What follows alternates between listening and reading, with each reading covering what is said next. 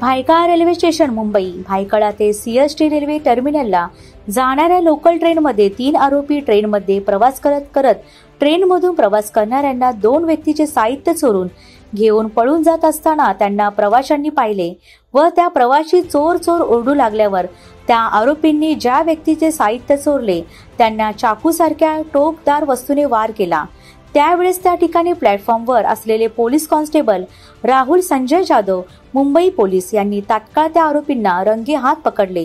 सदर आरोपींनी ट्रेनमध्ये प्रवास करणाऱ्या इसमास टोकदार हत्याराने गंभीर जखमी केले। तसेच पोलीस कॉन्स्टेबल राहुल जाधव यांना देखील ब्लेडने वार केला। जखमी इसमाच्या पोटातून रक्तस्राव होत होता। त्याच्या हातात हत्यार असताना देखील पोलीस कॉन्स्टेबल राहुल जाधव यांनी तात्काळ त्यापैकी 2 आरोपींना पकडून भायखळा रेल्वे पोलिसांच्या ताब्यात दिले। सदर आरोपींना पकडताना आरोपींनी जाधव यांना देखील ब्लेडने वार केला। तरी देखील स्वतःच्या जीवाची पर्वा न करता सदर आरोपींना सीताफतीने पकडले। सलाम मुंबई सलाम।